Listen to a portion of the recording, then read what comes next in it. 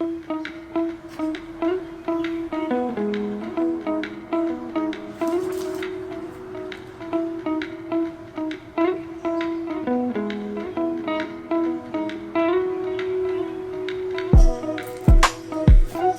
book is already going to break me.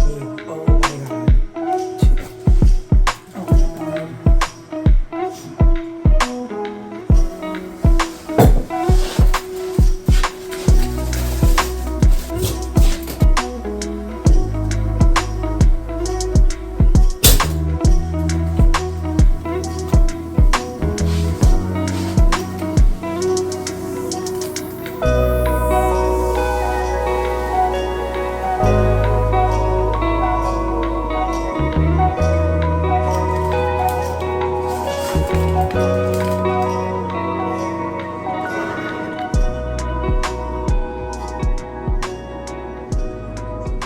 It's a brand new day.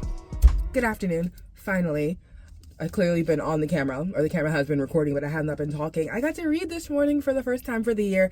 Mind you, it's only January 3rd. We haven't missed much reading for the year, but it feels good to start off as newly as possible the new year with reading. And I started off with Love and Other Words, which is a book that I see a lot of people reading and loving. When I first got into like BookTube, one of the creators that I watched, her name was Shaughnessy, or still is Shaughnessy, and she loved this book, and she was talking about how the premise of the book was pretty much friends to lovers and navigating what it's like to go from strangers, friends to lovers, and like confessing that and not wanting to like ruin a friendship kind of sort of thing. Which when I heard her talk about the book first, I didn't think I'd be too into it, because friends to lovers isn't a story that I can relate to. I can relate to dragons better than I can relate to friends to lovers, because all the friends that I have, one, are part of the LGBTQ community currently. All the rest of them are straight women. And then past friends who were guys, they didn't even make it, barely made it to friendship, let alone me actually dating them. I don't think they were good friends, let alone like lovers. And there wasn't a friend, oh my God. And there wasn't like a friend that I thought would work out at some point down the line. There wasn't one that I was like in love with. Actually, that's a lie. I wasn't in love with him, but like at some point I could see us dating until he showed some red flags, like potentially being physically abusive, and also abandons people at their lowest. There's another thing. Oh, and completely selfish and egotistical. Before, I think if I was just seeing the person as a friend or just a regular guy, I wouldn't have held those things so much against him. That's a lie. I would. I don't like guys who hit girls. I don't like guys who are egotistical. That's a lie. Everything I just said was a lie. But I don't know until it's a lie until I say it. I was barely friends with him, but because like we were all around people who had someone and we looked at each other with no one, I saw him like as a potential like person to date. And then those things happened. And then I decided I can't date him nor be friends with him. So I didn't. So all that to say, I've never actually like thought of any of my friends as potential people I can love down the line like that. Like again, it's always been like strangers to love interests from like the beginning. And so knowing about this book and Shaughnessy saying how this is pretty much how she met her husband. He was a friend first, and now they're like, you know, married and are completely in love with each other. Like, I knew going in I wouldn't really relate to any of what she is saying or what the writer is writing, the story, but I so love the story so much. And I read about halfway, so there's 404 pages. I think I ended on page 197, and I'm very proud of myself. Although I averaged it out. I started reading at 7, stopped reading at 12:30. I averaged like 36 pages per hour, which I'm actually getting faster. Either that or the books that I've been reading lately are just a little bit more easier to get through. But so far, it's so good. Is it Lauren Kristen? Kristen Lauren? The author? I think it's Lauren Kristen. I can literally check. Hold on. Christina Lauren is the author's name. And her writing is really nice in the way she is depicting the characters, Macy and Elliot, from friendship to current, pimple. deep pimple, cystic, if you will. It's behind layers of skin. This pimple, we're gonna ignore it. But yeah, so she writes about the story of Macy and Elliot, and she does like present and past stuff. So while we're seeing them in present time, there are flashes back to past time where we can see how their friendship developed, and so on and so forth, and how their feelings with each other developed. Off the bat, literally, page 2, I knew I was going to freaking cry. Why? Because she mentioned in the prologue, my dad and mother's love, all I've known is love. All I known about love is to be all consuming, and I wanted nothing but that. And then she wants to go talk about how a tragedy happened where she no longer wanted to have a love that's all consuming. I don't want to ruin it for you, so I'm going to leave it at that. But I knew it was going to kill me because from a young age, she wanted all consuming, healthy love that she saw in her parents. I personally have always wanted an all-consuming, healthy love that I never saw in my parents or about my family, and all I've ever read in books and movies. So right then and there, I knew, okay, I can relate to this because same. But then tragedy happens, heartbreak happens, some things happen that makes you understand that having all-consuming feelings really could be detrimental to the human psyche because it fucking hurts. So reading that, I knew I was in for like a ride. I can kind of predict where this is going. I think because I can't emotionally relate to some things that are happening, like the whole friends to lovers things, I'm kind of like systematically guessing, like my emotions are in the story. I feel very emotional with the story, but also I can guess what's happening with the story without having like an emotional reaction. I don't know. So far, I like this story. Elliot is lovely. I love him as a man. Every book I read, I add like another fucking standard to like the guy that I want to love. Sucks for you if you want to find me and love me before I continue reading, you know what I'm saying? Because my standards I feel like aren't gonna get any lower, which is fair, it shouldn't, but also it's funny that it won't because of the men that I read in books, which is crazy because they're all fictional. And I told my friend this, and I feel like I said to the vlog, I told the vlog this as well. Yes, these characters are fictional, but because they're written in stories in this lifetime, I can't help but think that they can be true also in this lifetime. If there wasn't semblance of truth to anything that we have, anything that we created, or anything that we do as humans, then it just wouldn't exist at all. So because that exists, I know that it's able to exist physically in my life with someone that I potentially will love. I don't know what the Peaches are doing, but I hope they're working their magic. Anyway, I can't necessarily relate to the plot of it, but I can relate to the characters, like wanting Elliot, like as a person, but also being Macy and knowing that like, hey, love is intense and the loss of it, or not being able to share it with someone is like hurtful. And so I think it's only human for anyone to just be like, well, let's just not do it at all. And that's pretty much where Macy is right now versus Elliot, who's like, fuck that shit, I love who I love you, let's be together, and she needs a little bit more convincing. Anyway, I'm excited to continue reading it. I am running into a problem because I literally just said yesterday how I want to be a little bit more strict with my reading times. I want to go straight home tonight and just read that book. It's Friday, like why not? And tomorrow I'm spending all day editing, maybe, so like why not use that time, like the rest of the time, to read, you know? Who knows? Okay, bye. I finished the book. I finished this last night around 2 a.m. By the last 100 pages, I was speed reading, skimming. I'm pretty sure I got the gist of what was trying to be said here. And the story that was being told. I am disappointed in this book. I gave it a 2-star. I understand that coming right out the blue and telling you what I rated it is crazy work, and I should explain why. But here's why. I understand that yesterday I was over the moon for everyone involved. Now I'm kind of like under a tree, or under a car, because this isn't a love story. I was told it would be. I simply went into this thinking that it was a friends to lover stories, and it was so good. And the creator that I watch that love this book so much, and other creators that I watch that love this book so much, I was like, and then I see also this book, not this essential cover, like the original cover of this book.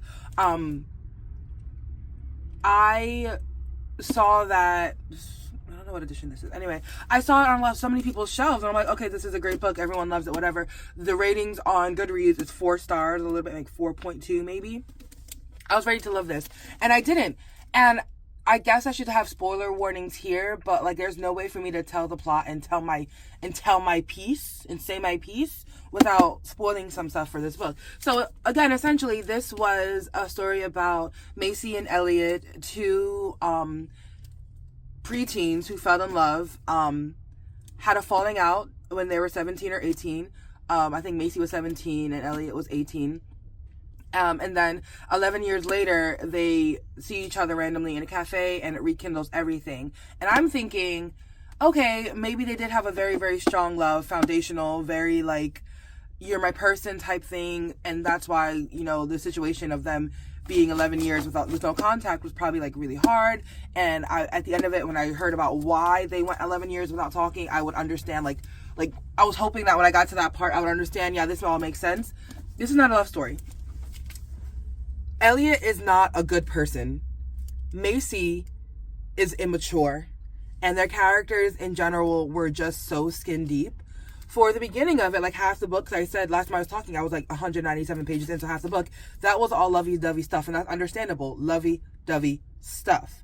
High school stuff, your first love, new feelings, also coming along with all the things that come with being a preteen, teenager, being a girl, being a boy, finding out feelings, finding out about your body, like all this stuff. And I can understand how it feels to be attached to the person who witnessed you going through all that. It's something we have in adulthood, but in preteen years, it's so different because they're formative years. And so it's just more intense, and to like have a bond through that, and not more intense, it's a different kind of intensity, and to have that bond through that age, I can understand why Elliot and Macy fell in love and thought what they had was love.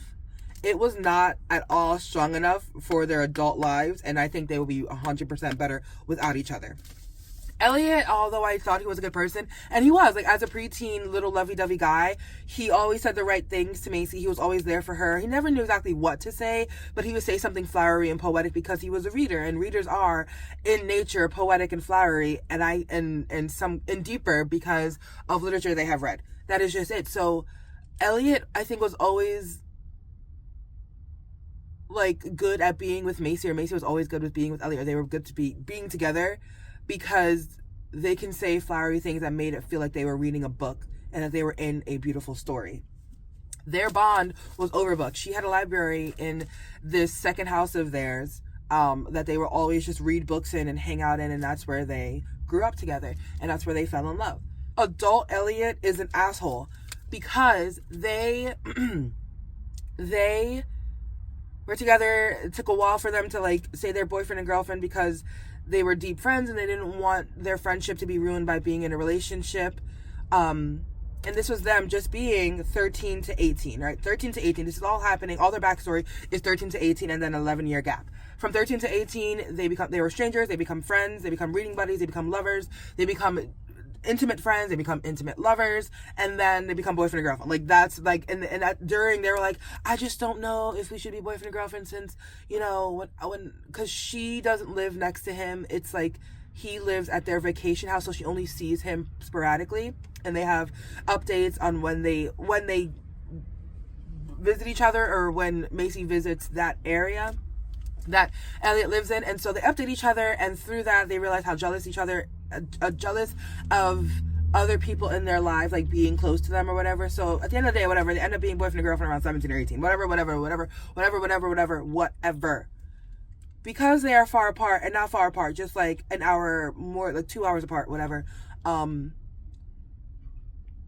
Around New Year's, their relationship is still new. They're boyfriend and girlfriend, and Macy, or Elliot, calls Macy, and they're taking a call, whatever. Elliot happens to be drunk at a party. Macy's concerned for him, so and then at that party on the phone, drunk, Elliot tells also, spoiler, tells Macy that he loves her. She doesn't say it back. She doesn't want to say it over the phone. It's too intense to say over the phone. Then he asks her to marry him on the phone, drunk, as an 18-year-old. And then she doesn't say anything. He gets, feels rejected because she didn't say yes or that she loved him over the phone. And then from there, he hangs up. She feels weird. She goes, drives over an hour or 2 hours to go visit him, sees him in an environment, in a situation that looks like he cheated on her. She runs out of the house. He is unconscious, but the scene still, he's unconscious, but the scene still looks like he cheated on her with this one woman laying next to him. And then she goes to the vacation home that her and Elliot are always in. Whatever. I'm trying to not give all detail, but I'm literally trying to tell you why 2 stars is the best thing I can do for this book. And unfortunately, there is an accident after she leaves the house that changed her forever. From that point on to 11 years later, they don't talk. Then they see each other randomly at a cafe. Elliot's with a girlfriend. Macy is engaged to someone she met 2 months ago. They see each other in a cafe. They quickly catch up. She runs away. Then Elliot finds her at her job. They talk a bit. Then they leave. And then they have breakfast. And then they leave again. And then at some point they have breakfast together.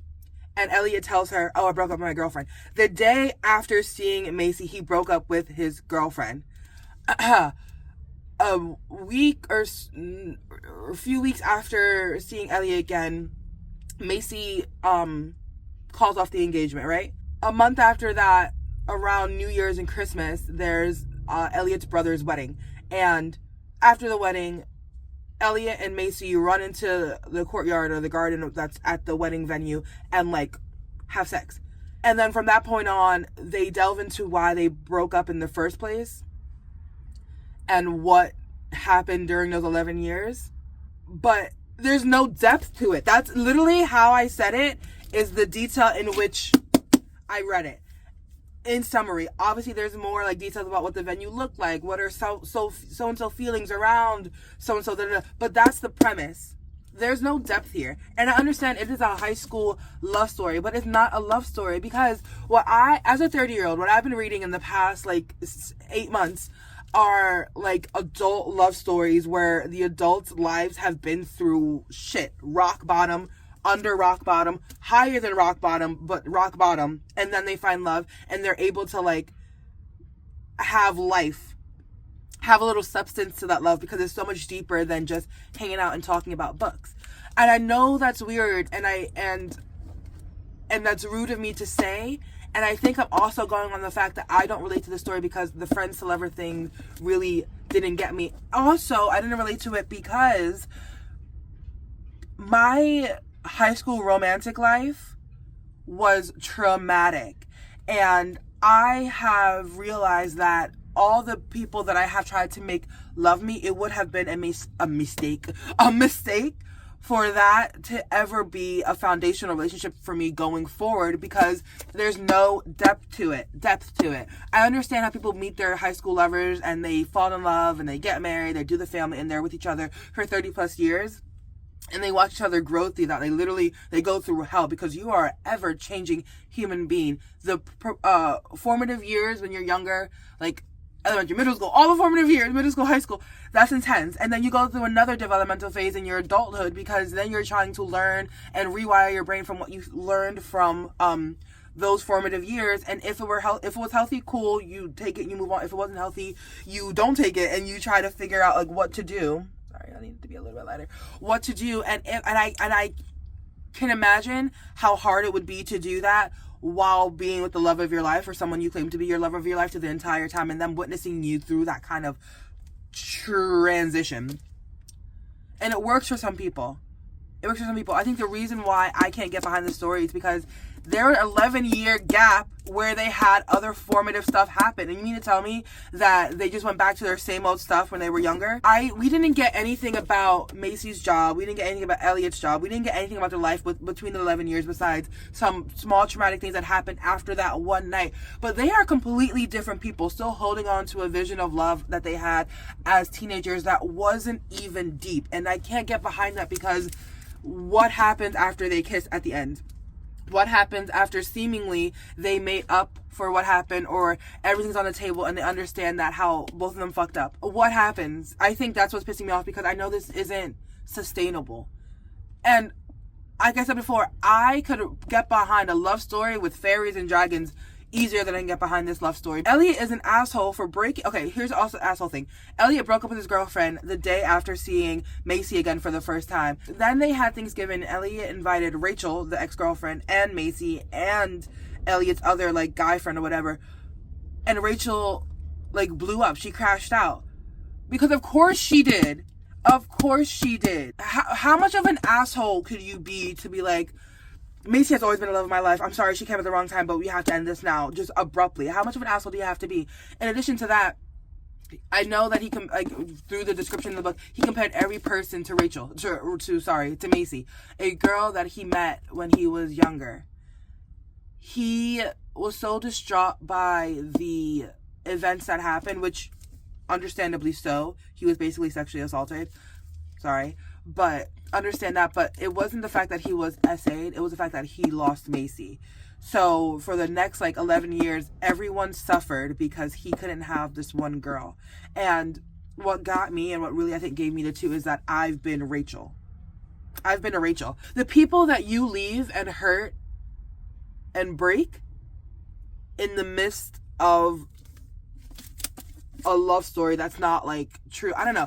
It's part of me being triggered, but part of me also wanting a better story and wanting in doubt. I went in here thinking I would kick my feet and laugh and giggle and be like, oh, and maybe for a little bit, at the beginning, my right foot twindled a little bit and I smiled a little bit too much for some things, but for it to come to the end it came to pissed me off. Nothing about their relationship was love. It was all lust. It was all teenage emotions and hormones, lusting toward each other and their bodies, to the point where after 11 years of their disconnect, if you read what the issue was, you would see how terrifying the relationship is, that they would meet, and the relationships they currently have, and then the only depth thing they really want to do is touch each other, kiss each other, and fuck. Not actually catch up on what has been happening. Not even cry. Elliot cried, but he only cried because he was able to touch Rachel again. That's not the kind of love that I want. Anyway, it's been 14 minutes. It's been 15 minutes. I've been talking about this for 15 minutes. I'm disappointed in the book.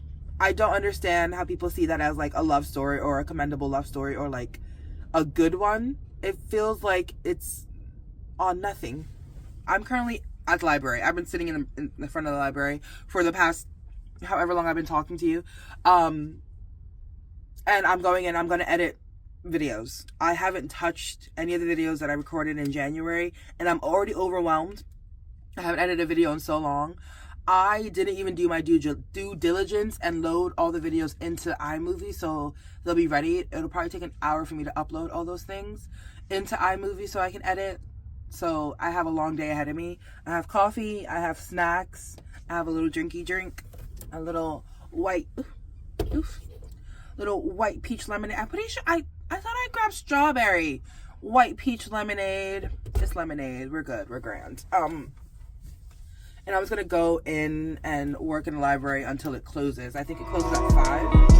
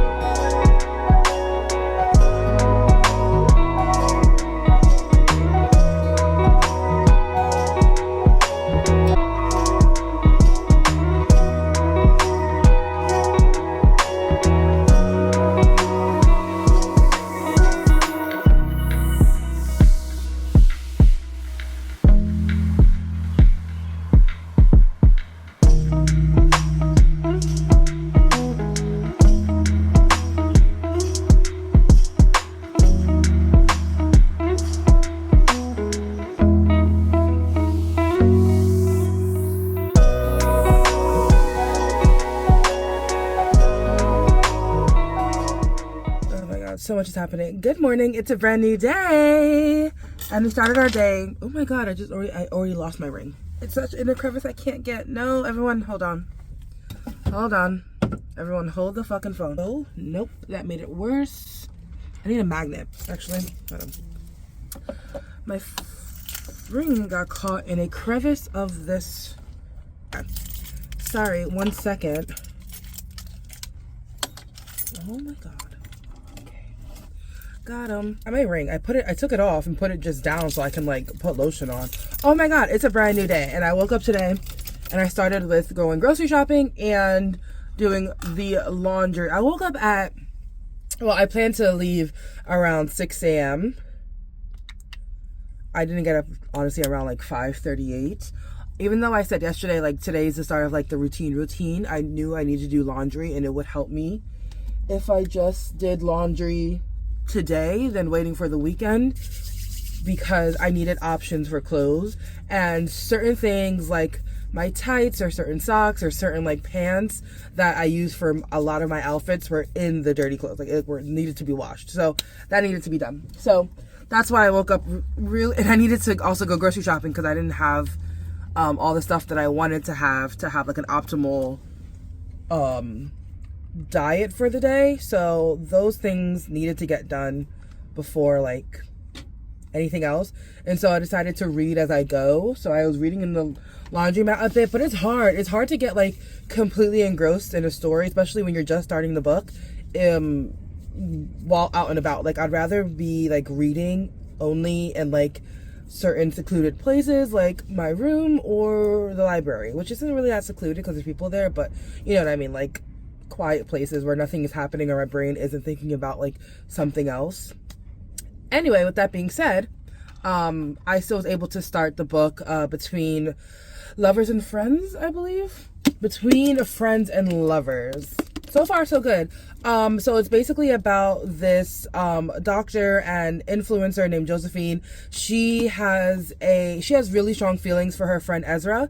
That's not working out. It's one of those like things where like you just have strong feelings for someone and they have strong feelings for you too, but they won't do anything about it, and they'll just like lead you on knowing like how you feel. Like he says I love you a lot in here and she like says it back, but at some point she was like, okay, so what do you love me as? And he can't put it to words. So there's that. And then we're also introduced in the first couple paragraphs for her first couple chapters to Malcolm. Malcolm is a great writer who just published a book and is just like doing really great. They meet at a party for Ezra's birthday, and from that point on, they're just like from that meeting point, they're just attracted to each other. Like we have Joe's perspective and then we have Mel's perspective, or Mal, because his name is Malcolm but he goes by Mal. So Josephine goes by Joe, Malcolm goes by Mal, and in their perspectives,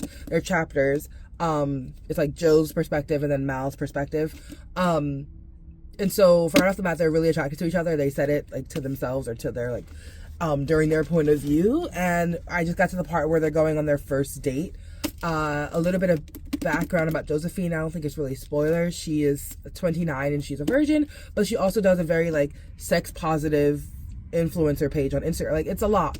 Well, it's not a lot. It's just that's just her thing. And I just got to the point to where she is deciding to like drop Ezra and finally get over her feelings for him and go on this date with Malcolm. I'm only 52 pages in, and so that has all happened within 52 pages. I think so far the writer Shirlene Obuobi, Shirlene already does a great job of setting the scene with the detail that's important and the pacing that's really good to read. So 52 pages in, so good so far. I came to the library to read a bit before I go into work and pick up some books I had on hold, and I happened to pick up some more books in addition to the books that you saw me pick up a couple days ago while I was editing that I haven't told you about, because I'm gonna tell you about them right now. So altogether, I have so many books checked out from the library. Listen, the library that I'm at It allows you to check out up to 75 books. And I feel so guilty checking out or holding 10 books. It's crazy. But they allow you to check out 75 books. So the 10 books that I had before I checked out more was like nothing compared to the amount that I could check out. So I think I'm doing a great job of being courteous to other library goers. I don't know. But also, when I'm looking on their catalog, they have so many different copies of the book. Like, they have like 5 different copies, and they have sister branches that have copies of the book too. So if I just happen to pick out all these books and they're not here at this library, a person can get it from another library. So I don't feel that I shouldn't feel that bad. With that being said, I picked out so many more books, and we are going to go through them together. Mind you, some of these I know what they're about. Some of these I just picked off of vibes, and some of them have been on my TBR since I started last August. Some of them are also carryovers from last year, because I still have 4 books that I did not finish in December. So I'm gonna do that right now. We have like an hour and 20 minutes before we go to work. So we're going to sit, chill, and talk. And I'm gonna open an Olipop. In my grocery haul, you saw I got Olipop. I was going to get like a diet 0-calorie caffeine-free soda, like I usually get like Diet Coke or something like that, or Diet Pepsi, whatever the option is. But then I saw that Olipop is like an option for me. Also, Olipop is a good option because it has not 0 calories, it has 50 calories, it has 0 fat, it has 16 carbs for this one specifically, for the crisp apple one. It has 9 grams of fiber, 5 grams of sugar. And the only reason why I decided to get Olipop, or to like dive into Olipop world, is because of the fiber, and because I have had it before. I had their fruit punch, and it's a good drink. So even though I wanted like something bubbly, something like soda like, I could just drink this, and there's more benefits to drinking this because of the fiber and like still lack of calories. Also, there's no caffeine. It's a prebiotic, so it's good for like my gut health. So like, this is an option for me, and I hope it's good. Oh, it's great. Oh, it's so good. It's amazing, really. Okay, so I'm gonna dive into the books I just picked up, and then I brought my bag of books into the car because I knew I wanted to talk about it before like the week has ended. Something I just picked up just now, because it was like facing me while I was in the library. This is called Mirror Mended. It is a twist on Sleeping Beauty, and this by itself, I just wanted to pick it up. It's a quick read. It's 157 pages.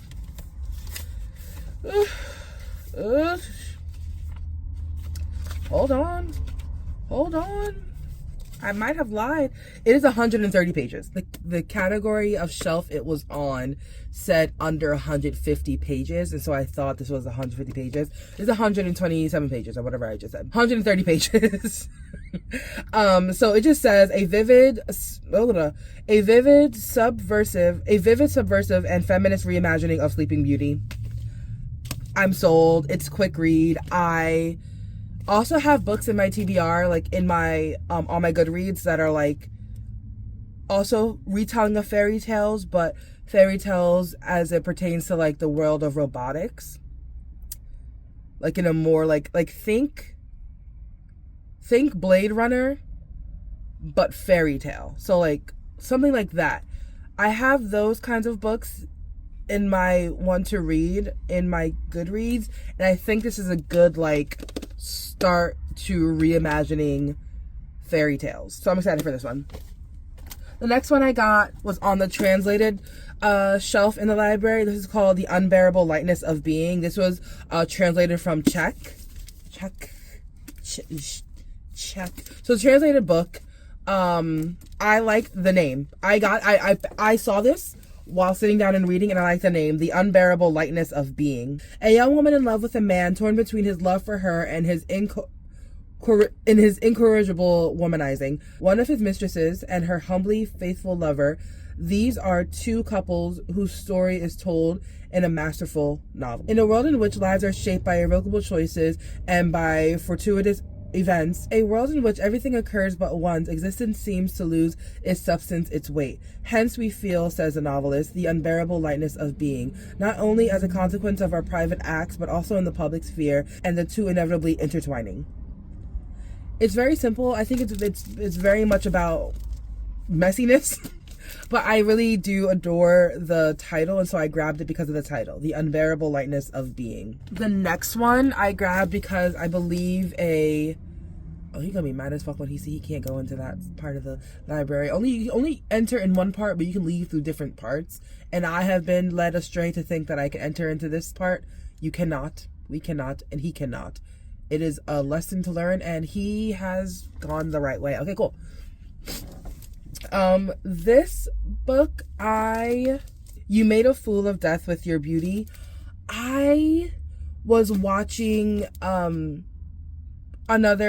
like YouTube creator talk about the books they read, and I love the title of this book. I heard the title of the book and I wanted to read it, and because it was a Black female main character, I also wanted to read it. I want to read more characters where I can see myself in, not all the time, because some characters be going through shit, but it's nice to see like us in a story. The plot of this is the character Faye. She just lost, well, not just lost, 5 years ago she lost the love of her life, and now she's just trying to get back into like living again and trying to love again, and her friends are helping her with this. And I can't imagine loving someone so deeply and losing them. And not that I want to read it to imagine it. I don't want to imagine it at all, but I think the story is important because loss, it can be obviously physical, like through death, or it can be just a loss because of differences and disconnects.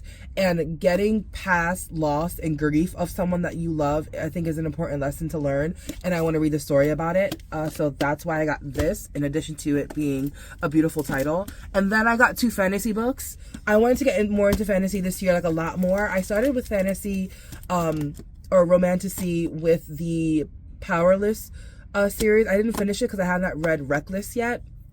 I literally have the book. Reckless is literally sitting in the back of my van right now as we speak. Also, maybe you don't want to see that.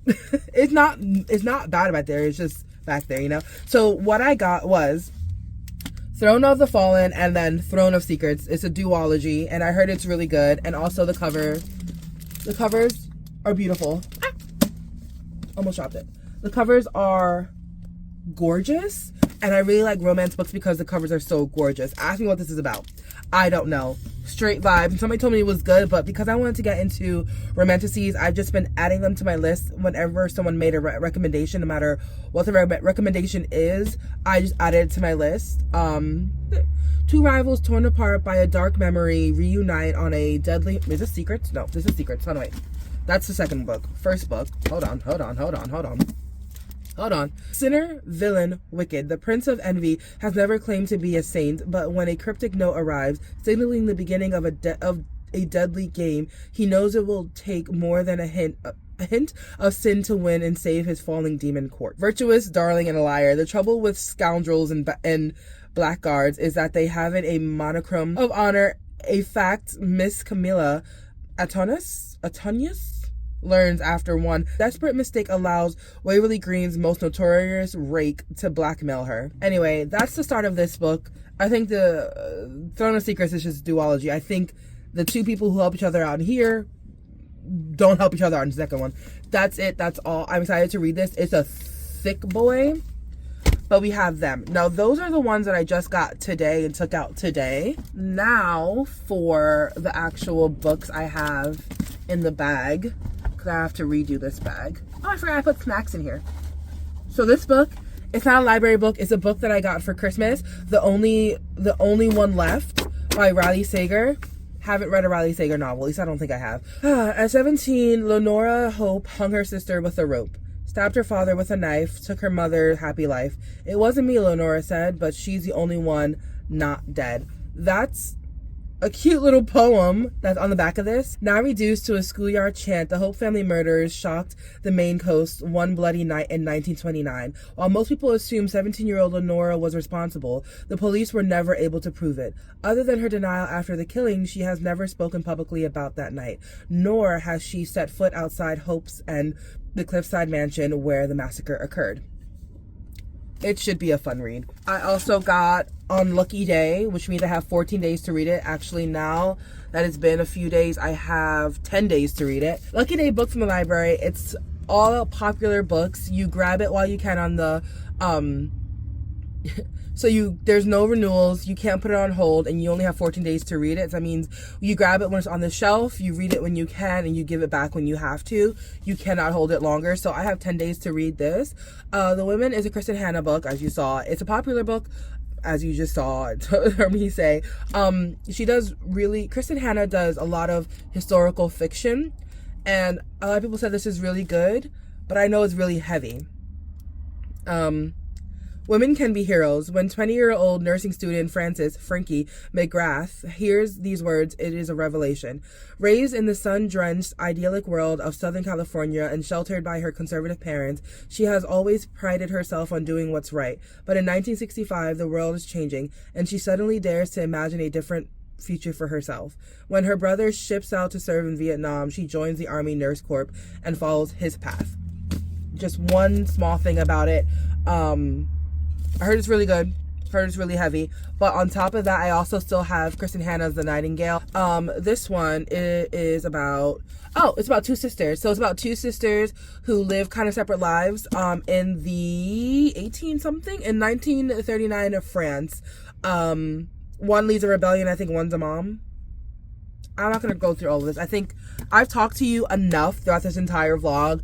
I want to keep this as short as possible, so I have that one. I also still have Someone Else's Shoes by Jojo Moyes.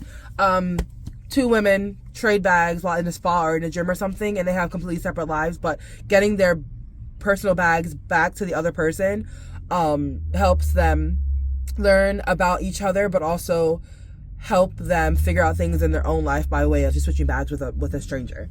I also have this graphic novel called The Lunar New Year Love Story. It's pretty dense. Like, it's a pretty hefty graphic novel, and I've been like thinking whether or not I want to read it anymore, but every time I see it, I'm like, yes. Like, when I'm not thinking about it, when I'm not looking at it and I'm just thinking about it, I'm like, do I really want to read this? And so I think probably not. But then I see it and I hold it and I look in it and I'm like, I want to read this. I can't wait to read it. So I still cannot wait to read it. I picked up The Silent Patient, which is an Alex Michaelides book. I read his book, The Fury, and I think I rated it 3 stars. It was good. It was really nice. His writing is different, for sure, but this one is interesting. Alicia Berenson's life seemingly perfect, a famous painter married to an in-demand fashion photographer. She lives in a grand house overlooking a park in one of London's most desirable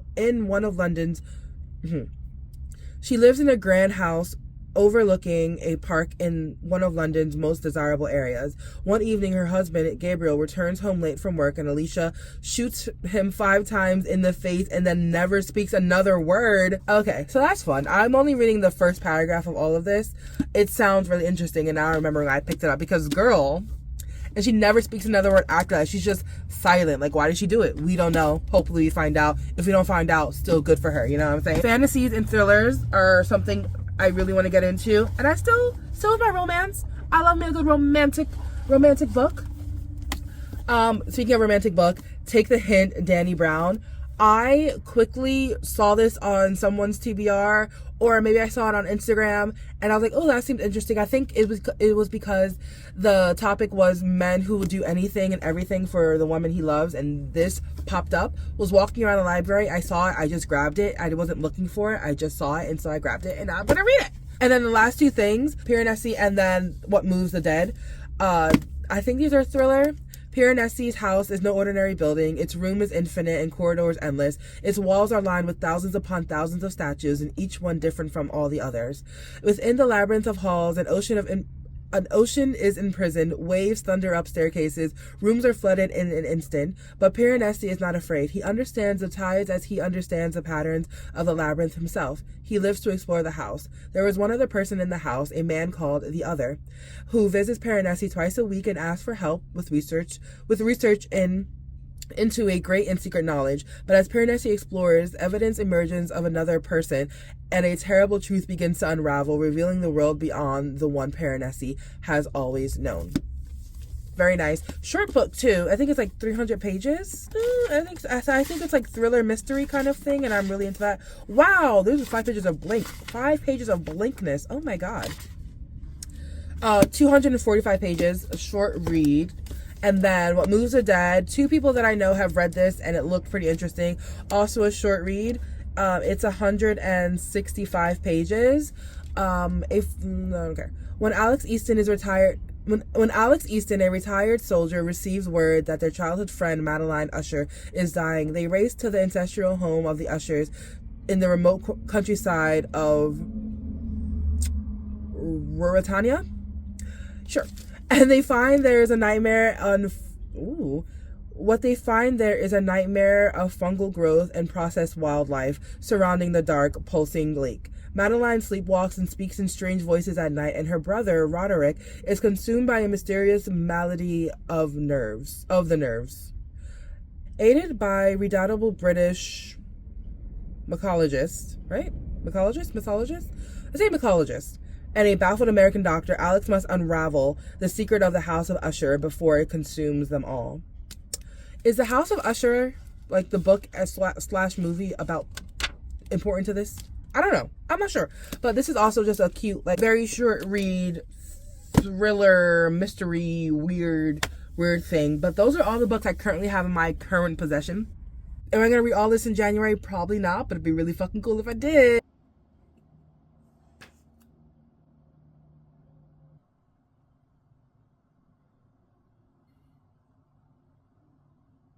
It's a brand new day, and we have to talk about this book. I know I also owe one other book review for Between Lovers and Friends. It's a great book. It's a great review from me for that book, so it can wait another day, because I also want to go and like do content for it for my Bookstagram. So this content is already done. Like, I already took a picture for it. I already know what I'm gonna say about it. Girl, I was hoping that this book would just make me feel so proud to be a woman and feel so like honored and happy about our history, seeing the strength of women in spite of all of the second class citizen energy and all the women are only good for the kitchen or the home type business.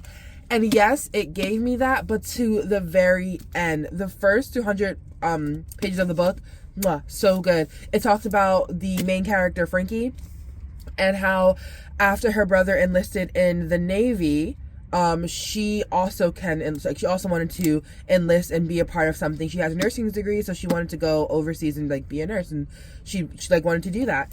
And she did that, and we saw like how her experience was for 2 years in Vietnam being a war nurse, an army nurse, and the friends she made, the lives she saved, and what she learned, who she met, who she helped, like all of that, like for the first like 250 pages of the book, I believe.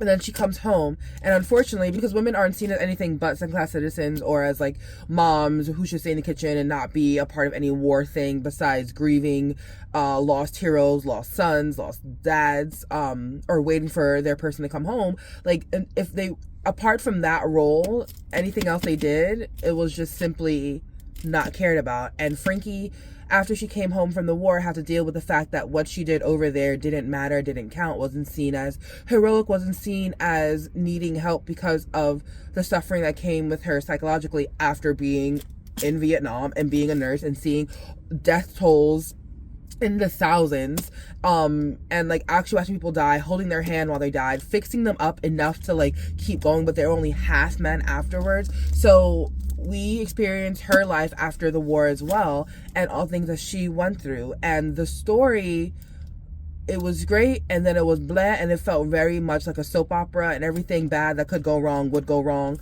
Everything that could go wrong did go wrong, and then at the end of it, we got a glimpse of Frankie in her like healing era. She started off the book and going into war at 21, and the book ended with her being, I believe, 28 or maybe a little bit older.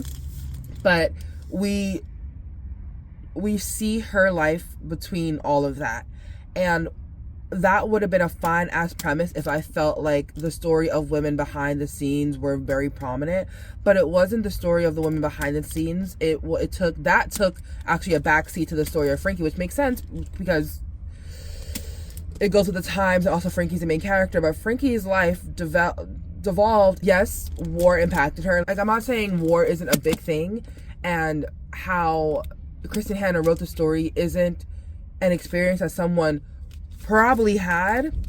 I'm just saying this was historical fiction and not historical, like, it wasn't a history book, it was a fiction novel. Therefore, I would assume that the fiction part of this would have been a better fiction, a better story than real life. I was hoping for that because it's perspective. It's like what happened. Like, there are so many things that women did behind the scenes for the war that, yes, was talked here, but there's so much more. Her parents, well, mostly her dad, had a heroes wall for the men who served in their country. Didn't put her on it because she was never supposed to go over that war. She was supposed to be a woman, get a degree, maybe get a degree, try getting a degree, and then get married, and then have a baby and be a mom. That's what she was supposed to do. So I understand how all of this pressure and shame for her experience aided her de-evolution while she was home, and why she was a drug addict, and why she became a drinker, a smoker, and tried to just not remember and try to forget the war. Like, I understood that, and I guess we should stop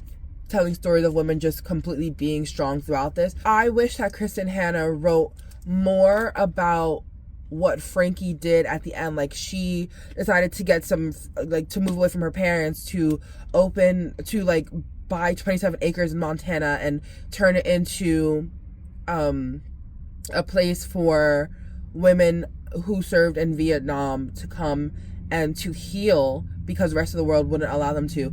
I knew, like, at the very beginning when she came home and people were like, oh, women didn't really serve, they didn't see action, so go home. I knew that there was going to be a part where she would make that place for women who could come and talk and heal, but I wish that was more of the story than the last 50 pages. All the guys in here, including her dad, fucked her over until the very end. It wasn't until the end they had apologies, until they had all the help, until they had all, like, the remorse, whatever. So the men felt her as well, but in my head,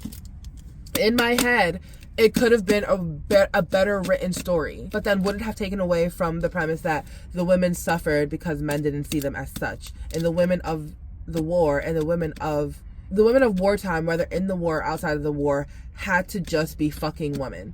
And the men didn't help at all. That's the premise. And so it was good. It could have been better. So I gave it 3 stars. And this is going to be like the personal bit of every bit that I read, because I always make it personal, because why not? I continuously struggle with my own purpose as a woman, and sometimes 9 times out of 10 I feel completely okay with the choices that I make, how I'm single, how I'm unmarried, and with, like, I have no children, whatever.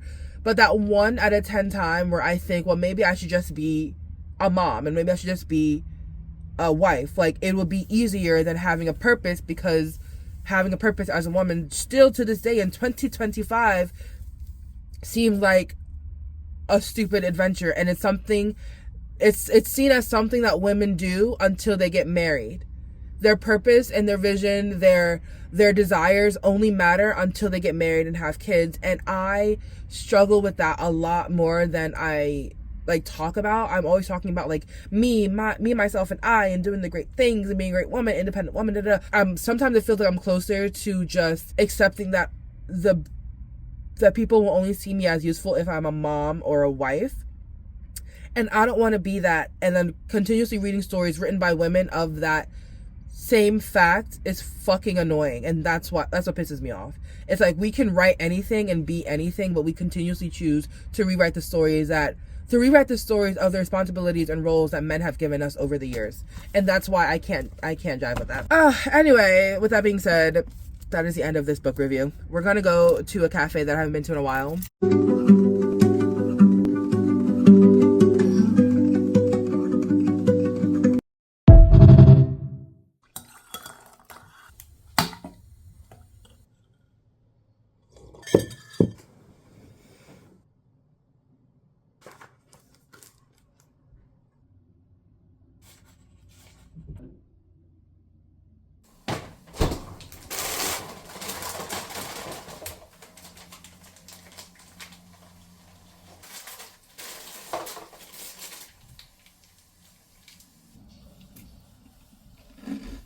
That book is currently insane. What I thought was like going to start off with like not fun about like a very interesting world, and the two inhabitants of that world has turned into somewhat of a murder mystery. Let's backtrack. There's this hall, these rooms, these halls, this place that's full of water, this place that has levels full of water and levels have yet to be discovered. Other levels that our main character Piranesi have discovered and have written journals about.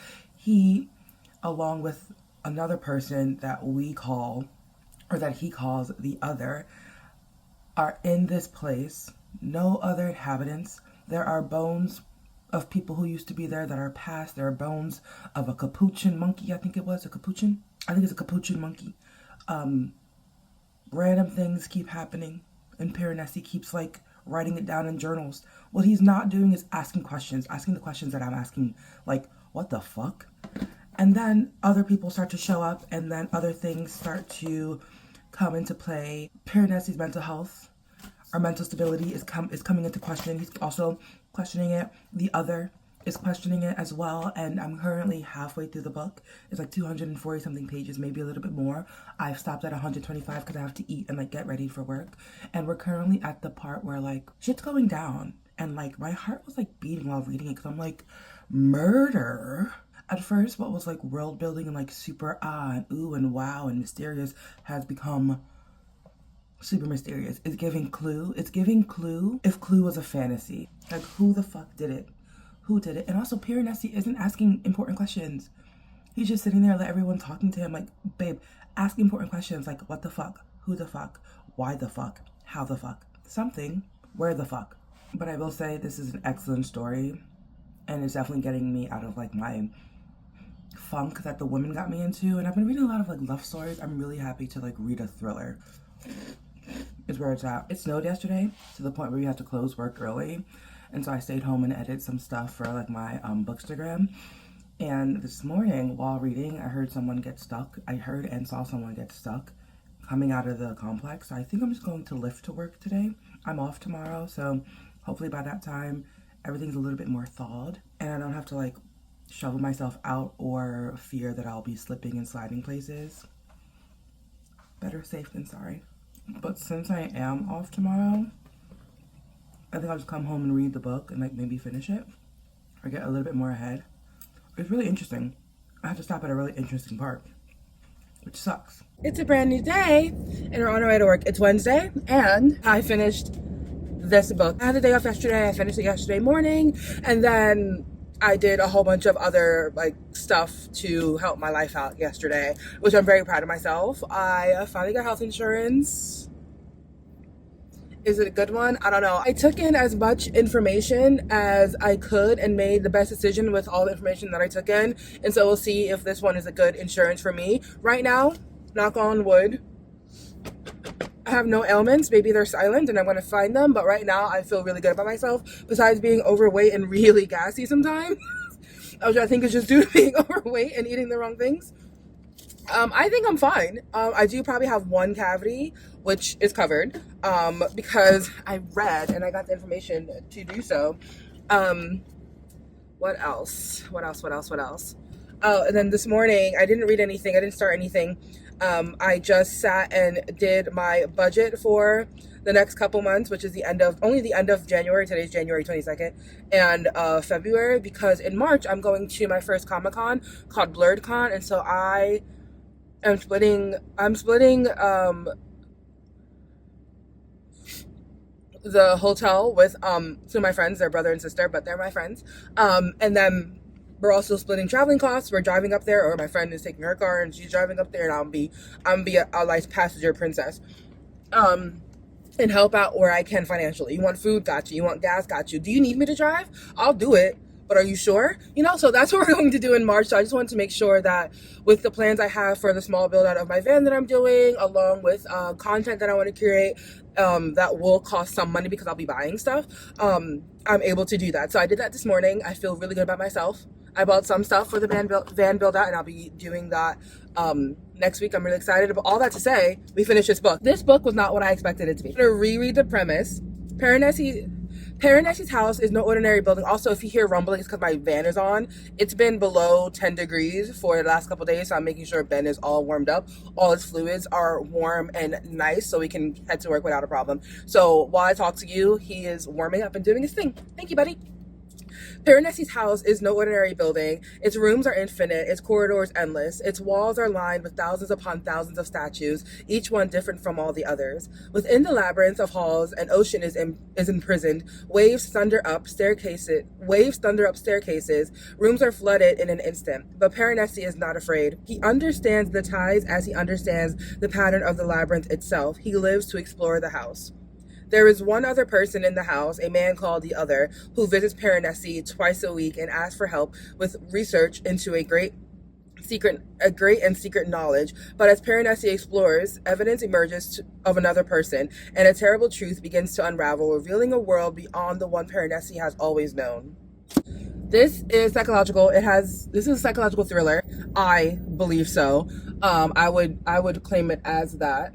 Oh, she's getting food. Good for you, Ma. I wonder what she got. Somebody's got Uber Eats. Girl, I know. If this was day 2 in my house and I didn't have to go to work and I just got paid today, I would have ordered some food too and chilled out for the rest of the day. But we're needing to go to work. Anyway. Ooh. Hope this guy doesn't get stuck. Because he's right behind this one guy in one spot that a guy got stuck. Hopefully it's okay. Anyway, moving on. Focusing on ourselves. Not necessarily minding our business, but like, if we can help, we'll help. Psychological thriller. Magical realism is also, I think, part of this story. The way Susanna Clark wrote this story, at the beginning, I was like, wow, this is actually a really cool house. This is a really cool person. He seems very light in love and da-da-da. Towards the middle of the book, I was like, Piranesi, you're not asking enough questions. I was like, ask the Other all these questions, all these mysterious, like, things would happen in the house that is cause for questioning, and Piranesi would just write it in a journal. So the way the book is written is through Piranesi's journals. And that kind of like not spoils it, because like if the book is about somebody's journals, like it's written through somebody's journals and it ends with their journals, I can know that they're going to stay alive. So some things in this were high stakes, but I knew it wasn't going to be completely like bad because it was his journal. And he wouldn't be writing in journals if at the end of it he died. And so, is that spoiling it? Anyway, so at one point I was just like, Piranesi, please ask more questions to this other fella that happens to just be around and you don't see him. Like, when you read the book, you're gonna understand why he didn't ask a lot of questions. And you're gonna be like, oh, okay. But like, what started off as me seeing Piranesi as a very wonderful soul, beautiful mind, and wondrous like person, turned into feeling sorry for him, because that state of being is a trauma response to what happens in this book. And it doesn't necessarily get better, but he kind of realizes some truths to his world, and we get taken on that ride. So essentially what I just read, the summary. Anyway, it was really good. I want to read more stories like this. And it was such a good break from reading the annoying romances. Well, it was a good break from the women, but also a good break from romance itself, because this made me think a little bit more. Whereas when I'm like reading romances, I'm just kicking my feet and have not one care in the world, and I'll learn like some spiritual or love lessons from the love stories. This is not something that I learned from. It's just something that I enjoyed reading, and my brain can be involved in the process of reading the plot. Like obviously when I'm reading a romance, I am trying to guess what happens next. With this, at some point I guessed the ending because I'm just really good at that, but it was still an enjoyable read. So I gave it a 4 out of 5 stars. I don't know what other things Susanna Clark has written, but I would be very happy to read them. So that's done. The next book we're going to read, if I can find it. Oh no. The next book that we're going to read, that I'm going to start tomorrow, is What Moves the Dead. What Moves the Dead. It's a very short book. It's 168 pages. So hopefully more thriller, more suspense, more fast pace. And we can just get out of what was starting to be a slump after Love and Other Words and The Women. So I'm excited for that. I think Ben has warmed up enough. I am going to start moving him now. Okay, hopefully I don't get stuck either. That's another fear of mine. Because I'm not really sure his tires are snow tires. Anyway, wish me luck. I'll let you know. You'll know immediately in this vlog if it doesn't work. Okay, bye. Hello, hi. It's a brand new day. And you remember how I said I was going to read What Moves the Dead? Well, I didn't.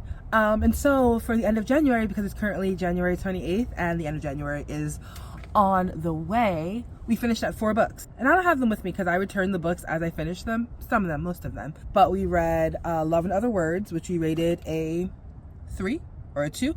Love and Other Words, which rated a 2. We read The Women, which we rated a 3.75. We read Piranesi, which I think I rated a 4. And then also we read Between Friends and Lovers. I have not returned this one yet. I'm going to return it now. But I also haven't told you the ending and what I liked about it. I ended up rating this 5 stars. Because it was just a beautiful story, a beautifully told story. I went into it thinking it was a triangle, like a love triangle, and necessarily it wasn't that. It was just Jojo, our female main character, having a unrequited love relationship with her friend of a long time, her best friend Ezra, who decided that she no longer wanted to have that kind of unrequited love. She wanted something like solid, and that's where we meet Malcolm. And Malcolm is, I think, everyone's new book boyfriend. I would love a Malcolm. He came into the picture and he just loved her. He just like decided that, you know, she's gonna get the best of me. The one thing that I really loved about what happened in here is that Jojo and Mal had an argument. After they had an argument or something was said that really upset Malcolm, he was walking out of the room and he paused, and the reader, us, got a flashback of this same issue coming up in a therapy session that he had where he worked through with his therapist, and then we were brought back to the current situation and how it mirrored that issue and how he was able to resolve that issue and see it in a different way. And then he was then able to not escalate the situation. He was able to not escalate the situation. He was able to understand it from a different perspective. And that kind of writing is beautiful because that is what I hope to do for myself, and I would hope that others do for me. We can't always be our own like healing, meaning like there are some days, like we're human, there are some days where we are going to we're gonna have real emotions, we're gonna have real and probably unwanted reactions to things, and it could be towards somebody who we really, really love and we're not in control. You can't always control your emotions, right? As long as they're not physically hurting someone, you can allow yourself to have human emotions, and the hope is that you can learn from that and learn how to move on from it, because it's not about ignoring our emotions, it's about working through them. And it's a beautiful thing when we're able to work through them and be honest about them with another person. They're able to see us more and to care about us more, and having someone being able to see you at your most vulnerable state and work through it and have someone by your side to work through it is just an amazing. I've experienced it a lot with my friends and I love them dearly, but I've never experienced it with an intimate partner.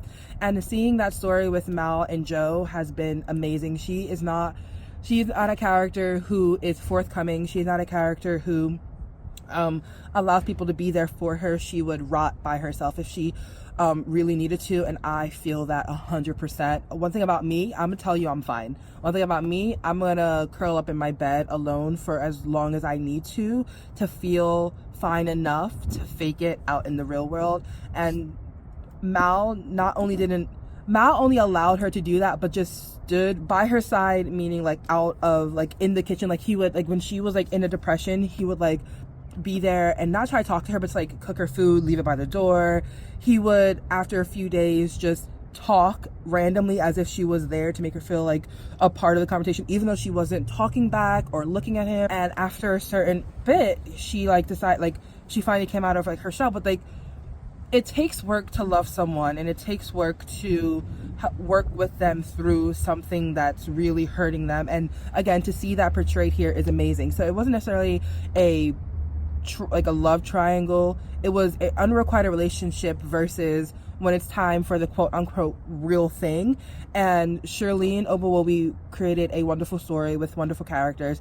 To be honest, I can give a fuck about Ezra. It could have just been a love story about Joe and Malcolm, and Ezra wouldn't have like you could remove Ezra's stuff and I think the story would be fine.